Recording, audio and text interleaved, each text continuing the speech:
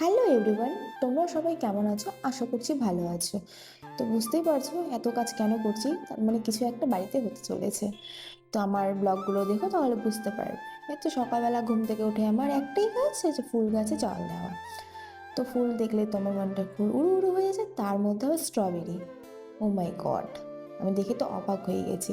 তারপর আর কি কাজে লেগে পড়েছি, সব বাসনপত্র ধুয়ে নিচ্ছি এক এক করে, কারণ সামনে কিছু একটা আছে তাই।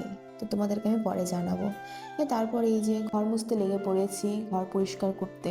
কারণ বাড়িতে কিছু অনুষ্ঠান থাকলে তো অবশ্যই ঘর তো পরিষ্কার করতে হবেই, কারণ এটা আমাদের বাঙালিদের নিয়ম। ঘর পরিষ্কার না করলে কোনো পুজো, কোনো পার্বণই হবে না। তারপরে এই তো পরিষ্কার টরিষ্কার করে আমি স্নান করে চলে আসলাম।